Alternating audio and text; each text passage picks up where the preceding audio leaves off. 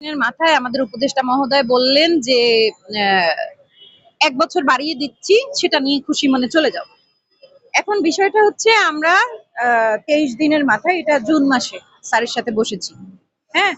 কিন্তু এই সিদ্ধান্ত তো এপ্রিল মাসের, যে আমাদের এই প্রকল্পে সারা বাংলাদেশের ৪৯২ টা উপজেলায় যেসব জিনিসপত্র রয়েছে সেগুলো বুঝে নেওয়ার জন্য, প্রকল্প সফলভাবে সমাপ্ত করার জন্য এবং ৩য় পর্যায়ে আনার জন্য ১ বছর সময়টা হলে ভালো হয়।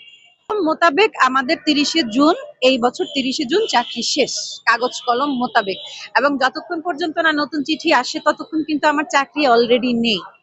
চাকরি ছেড়ে দেওয়া হবে না। আমরা হচ্ছে গিয়ে আমরা প্রকল্প, যে আপনারা জানেন যে কোনো প্রকল্প একটা নির্দিষ্ট সময়ের জন্য আসে এবং বাংলাদেশে যত বড় বড় দপ্তর আছে, যেমন মহিলা বিষয়ক বলেন, মাধ্যমিক শিক্ষা অফিস বলেন, সমবায় অফিস বলেন, ফ্যামিলি প্ল্যানিং বলেন, এই যত বড় বড় দপ্তর উপজেলায় আজকে, এগুলো কিন্তু সব প্রকল্প আকারে এসেছে একটা নির্দিষ্ট সময়ের জন্য এবং পরবর্তীতে তারা রাজস্বে গেছে।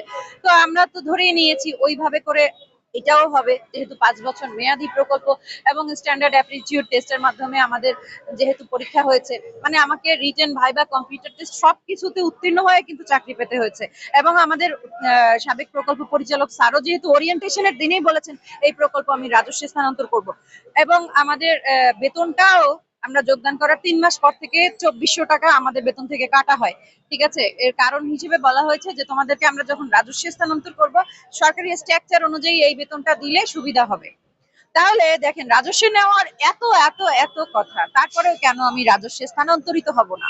তো সেজন্য তো আমরা তো রাজস্ব চাইছি, যে আমাদের যে আশা দিয়ে এই মেধাবী মেয়েগুলোর জীবনের ৭টা বছর ব্যবহার করা হলো, আমরা চাচ্ছি সেইটাই সরকার রাখুক। কারণ এই যে ডিপিপিটা তৈরি করা হয়েছিল, যে ৫ বছর মেয়াদ শেষে সমগ্রেডে পদ সৃজন পূর্বক রাজস্বে স্থানান্তর করার যাবতীয় ব্যবস্থা গ্রহণ করবে মহিলা শিশু বিষয়ক মন্ত্রণালয়।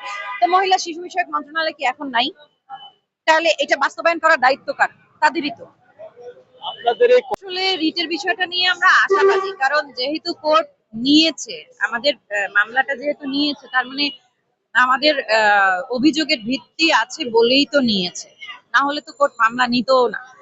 আমরা আশাবাদী। এটা আসলে, এটা নিয়ে তো ওয়ারেন্টি গ্যারান্টি ব্যারিস্টাররা দেয় না যে আপনার পক্ষে রায় আসবেই, কিন্তু আমরা তো আশা করতে পারি।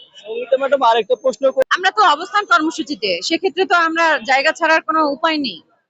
আমরা যেহেতু প্রথমে তো আমরণ অনশন কর্মসূচিতে ছিলাম, ৬ দিনের মাথায় হচ্ছে পুলিশের মাইর খেয়ে আমাদের অনশন ভাঙতে হয়েছে।